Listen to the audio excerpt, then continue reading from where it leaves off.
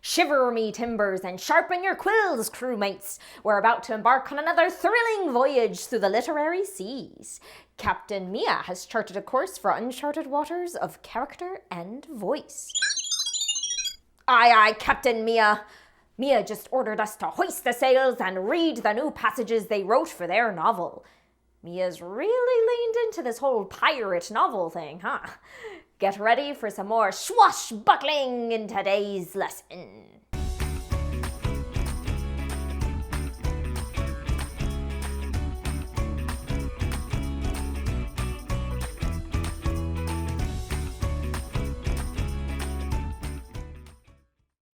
In today's video, we'll be learning about the concept of voice.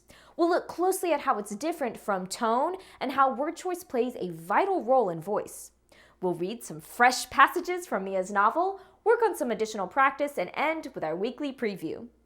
Now that we've set our course for today's adventure, let's sail deeper into these uncharted waters. Understanding voice is crucial in bringing characters to life, both in writing and reading. Voice, in characterization, refers to the unique way each character speaks. This can be seen through a character's inner thoughts or through dialogue between characters. I know what you're probably thinking. How is voice different from tone? Well, do you remember what tone is?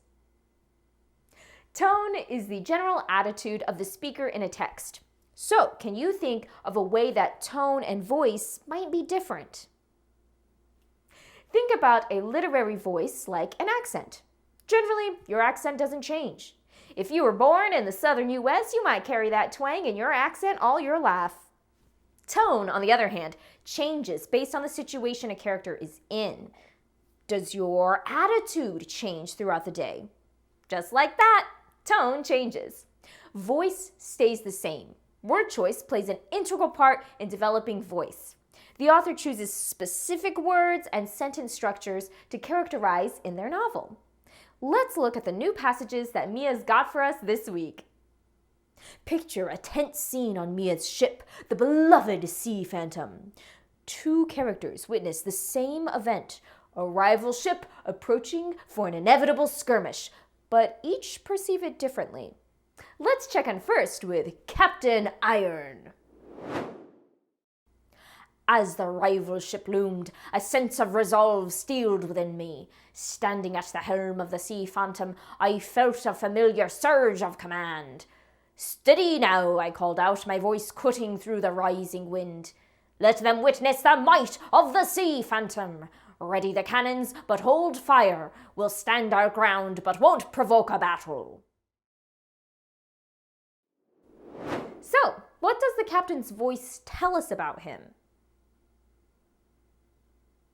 What words or phrasing does he use that clue us in on his character? In Captain Iron's dialogue, we see several short imperative phrases, like "ready the cannons" and "hold fire." With a voice like this, he's definitely in charge. His sentence structure also speaks volumes. Notice the rhythm in his speech. The sentences flow smoothly, indicative of a mind that's organized and clear, even in the face of danger. Notice his word choice. Resolve steeled, surge of command, stand our ground. They tell us he's someone who confronts challenges head-on with a steely determination. This is a man accustomed to leadership, his words reflecting the poise and composure of a seasoned captain. It's his unique voice as a character, consistent, strong, and authoritative. As we switch to a young sailor's viewpoint, pay attention to how his word choice and sentence structure reflect his personality and experience, or lack thereof. "Another ship? Here?" My heart skipped. "Are we ready for this?" I muttered, eyes wide, gripping the rigging. Every shadow on the water looked like danger. The ship, a dark shape against the moon, felt ominous. What if they're hostile? My thoughts raced, choppy as the sea. Can I really do this, I wondered, hoping I'd find some bravery in me. How is this young sailor's voice different? What words are distinct for his voice? And what about the sentence structure? His thoughts are fragmented, filled with short, choppy sentences that mirror his inner turmoil and inexperience. The frequent use of questions, "Are we ready for this? What if they're hostile?" not only conveys his uncertainty, but also his anxious nature in the face of unknown dangers. Unlike Captain Iron's rhythmic flowing sentences that exude a sense of command, the sailor's brief and hesitant phrases paint a picture of a character grappling with his fears and insecurities. Isn't it so cool how an author can write the same scenario through completely different perspectives? These contrasting voices allow us to experience the story through multiple lenses, adding depth and dimension to our understanding of the plot and its characters. And now, it's your turn. Mia has one last character voice for you to explore today.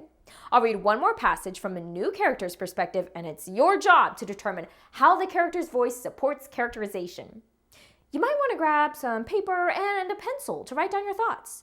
Remember, you're looking for specific word choice and sentence structures that create the voice of the character. How do these choices influence characterization? "Another skirmish for old Krabby, eh? Seems it's always the same old dance, just with different partners," I muttered to myself, watching the distant ship with a weary smirk. "Ready the cannons and stand our ground, that's what they always say. But what are we really fighting for? Gold? Glory?" I scoffed lightly, my gaze fixed on the approaching threat. "Just another day on the Sea Phantom, I suppose." You've just met Old Krabby, a seasoned member of the Sea Phantom's crew. His perspective on the upcoming skirmish is quite different from Captain Iron's and the young sailors. What words clue you into his unique voice? Notice the words Old Krabby uses and how they might be different from the captain. Captain Iron calls it a battle. Krabby calls it another skirmish and always the same dance. What do these phrases reveal about his character? What about the sentence structure?